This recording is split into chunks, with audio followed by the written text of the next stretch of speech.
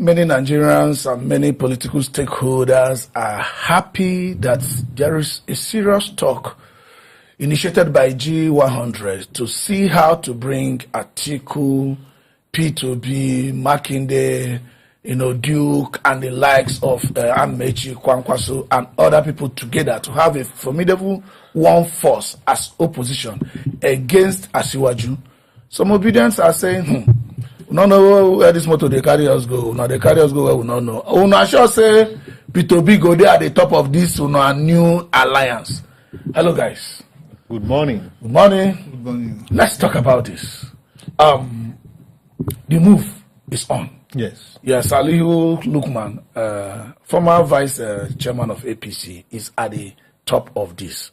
And he said, we have not been talking to the media so that we can record success ahead of what the people know and possibly what the incumbent APC might know.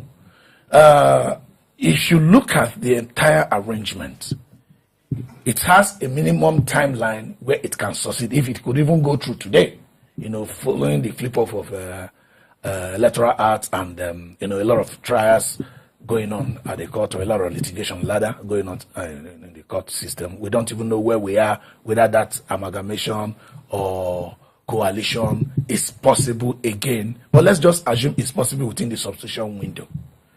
Where will you perch as a Nigerian? Will you perch that Nigerians should have a formidable force, putting Atiku-Obi and everyone together to remove Asiwaju? Or will you perch where Obidients are standing, saying that we have changed government before? Our problem is not about changing government, but who is the new person that will move us forward? That what has happened has happened. Our interest is what is taking us from 2027 going forward. Yes, I will take it on twofold. First, we need a formidable force to take us to where we are going. Secondly, yes, we have changed government before. The question is, by what means did we change government before? Is it by true, free, and fair election? Is it by true, strong electoral system that usher in election that everybody accepted? Because when you say we've changed government before, notice changes, you have to ask how those government comes in. If they had come in through the wish of the people, if the people vote counted and the government did not perform, we won't be having all of this. That means the people have the right to also vote them out when the time comes for election. But again, over the years, we've seen that from government to government, the process of ushering a new government is always thwarted. Especially this past election, the 2023 general election, the whole world adjudged the election to be one of the most unfair election in this country. It is only in that 2023 election that the Nigerian constitution was interpreted upside down, because the constitution is very clear. Whether the Supreme Court say whatever they have to say, I am an adult. Yes. I have the knowledge of the law. Yeah. The constitution says that for you to become president of Nigeria, you must win 25% of the federal capital territory. Yes. The constitution never said that the federal capital territory is a state. Is a state. But it's only in that election that the Supreme Court suppressed only it. God knows the kind of reason they had to suppress that section of the constitution that made this FCT very important for a president to emerge. Now, you are asking whether where the obedience is, that where I stood. Yes, the answer is very clear. Why do I have to stand with the obedient? It's clear. Atiku has been in government. Atiku had so many things, standing against him, and things also standing in his favor. One of my greatest, opposition to Atiku is, one, age is not on his side. The tax of the presidency is enormous. His age cannot carry. That's one. Secondly, Atiku always become a lion when his satana is on the seat. The 2019 election that he won against Buhari, just because they are fellow Fulani and fellow Northerners, he went home and slept. Is it home or Dubai? Okay, maybe it's home. Yeah, wherever he Dubai home. Yeah. So the issue is that why is it that when the Satana is on the seat, Atiku felt it's not good enough? It's only when he has taken his turn that he will come to the turn of the Satana. So this is my worry. That is why we felt that Atiku is not coming to do anything differently from what who are there now are doing. But Obi is somebody who have tested in Anambra State. He has his track records. He has always said go and verify. And that is why the youth are clamoring for him. He represents the youth which is the highest demography in the Nigerian politics today. So therefore, why would you change the youth? Because Atiku represent the old schools. It doesn't. The Gen Z want a new idea. The AI, the AI, and all of that. That's what the people who can function in that pedestal. That's what Nigeria need now, so that we can meet up with the other countries of the world. But when you bring in Atiku will be the president. He will need a special assistant who is specialized on AI, a special assistant who can operate this. We don't need all of that at this time. So that is why I will stand with the Obidients. All right, Obidients says no to. I think we're going to bring our time to discuss it the more. But let's put it this way: Obidients are not in for any coalition that is going to present any other person at the top of the ticket that is not Obi. They are not in for it because they would rather say, let Asiwaju continue instead of us to test another hands that's just as the same as Asiwaju. But others are saying no, that this government have performed too badly, that would need to change it, that changing this government sends a message.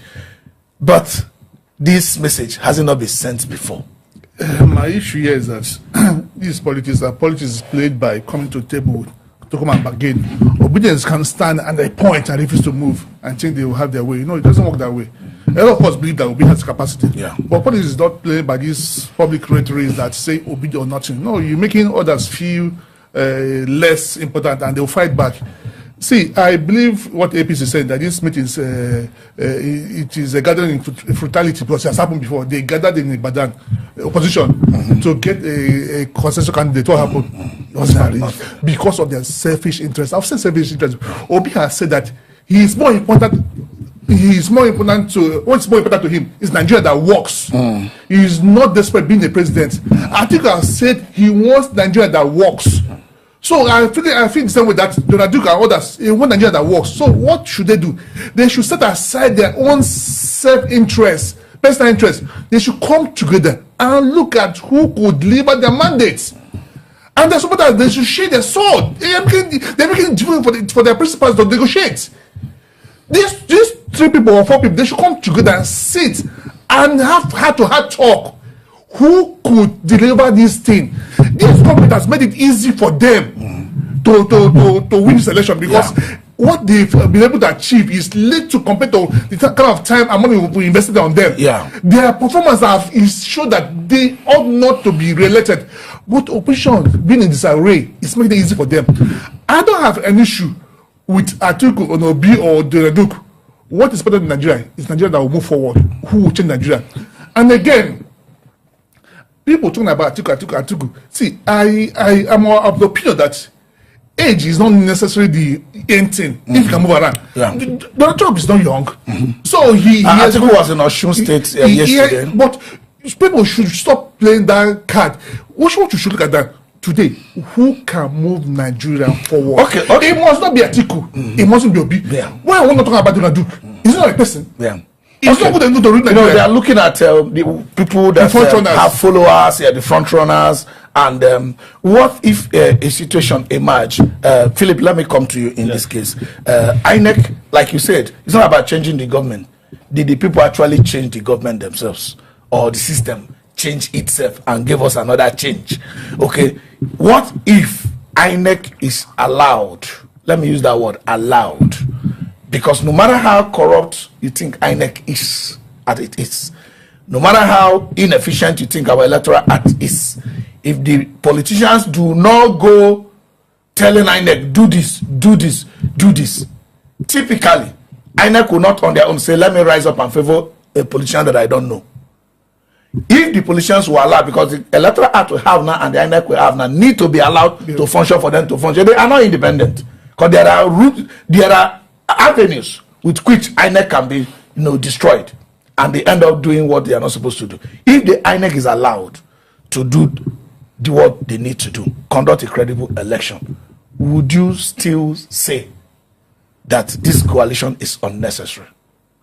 You see, thank God you said I said it before. It's not just changing government. The process through which the government are changed, can you rely on the process? That's what you're saying. Is INEC reliable? Does INEC have free hand to operate?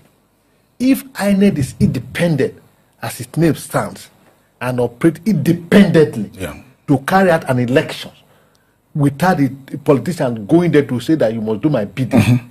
You see, we don't need all this coalition. It is for the people to decide who they want. And have options. And have options. Because what is democracy? Democracy is where everybody had their say and the people have a choice to make from the numbers that presented themselves. So that is why I'm of the opinion that the effort, the strength, the energy be asserted in seeing that this alliance is being forged for the 2027 general election should be directed towards ensuring that INEC is truly independent. INEC is positioned to conduct free and fair elections, so that if this is done, the masses should move against INEC.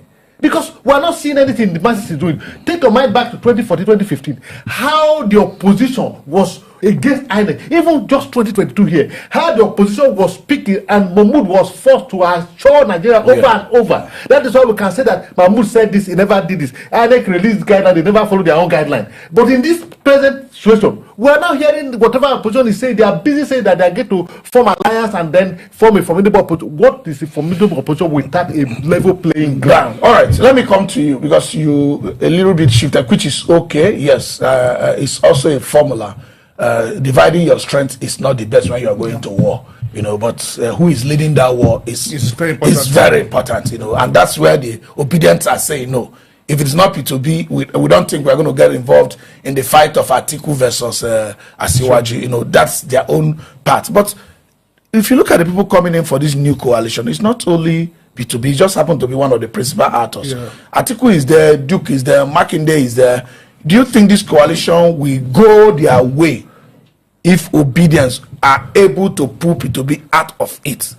Do you think they are going to galvanize? Because remember, we were looking at where Duke, Makinde and Co will join Obi, in trying to make a formidable force. What if these people, you might call them fragments, but it's vote. There's no coalition. there's no any presidential aspirant, and that's not going to have a vote. So you're going to need all of them at the end of the day. What if they decide to coalesce with Atiku? If Obidients are able to push Obi out, and Obi is probably not able to make it through, would Obidients have been able to succeed in pulling Obi out of the mainstream? Or you think Obi is sufficient to garner vote to beat Atiku mercilessly, no matter the coalition around him, and beat Tinubu, no matter the coalition around him? Yeah, I think they should coalesce. I think they should meet and discuss. But if it doesn't work, which I don't believe it will work, and others coalesce towards Atiku, I don't think Atiku will get much from there. Because if let me break it down. If Dora Duke, for example, decide to join, Makinde will do well. I'm coming to you. If Atiku decide to join, Duke decide to join Atiku, there's little or much he can do from that end. Yeah. What if Duke? If Makinde. If Makinde decided to join Atiku, Makinde is not a ballot. Let's forget that. That ticket has been almost settled. So people will look at it too. Makinde says he's not going to be on ballot. Has he expressly mentioned it? What is happening to Amici? Amici will just remove Amici, or Amici will stand by. Atiku wouldn't want to repeat what happened last time with Wike. So they look at it. Is Makinde on the ballot? If he's not, his influence might not be as much as it is. For me, as Philip said, the major thing is the umpire. If the umpire is fair and fair, we can't be talking about this. Let all of them go. Let Nigerians decide. Let them choose who will feel like he could deliver this country. And again, since INEC is what it is today, what should we do? Vote and defend their votes. No, this defend your vote. I was discussing with somebody yesterday. Maybe we'll talk about it later. He said it's a very nonsensical statement from politicians. You don't tell me to vote and use my life to defend the vote. That is the security agencies and those that should defend the vote. That they should have internal defense system among the INEC and the security agency. He says it's a stupid statement for politicians. Okay. How do I have that voting for you? You ask me to put my life in line for you again. Defending the vote start from ensuring that INEC does the right thing. INEC should be made to do the right thing. Police should be made to do the right thing. Where we are today, we go past that. Because number one, this ruling party, you're smart. They keep opposition busy. They keep trying to stay alive. They didn't see. No one will come back. We'll expand on that. We'll expand on that discussion.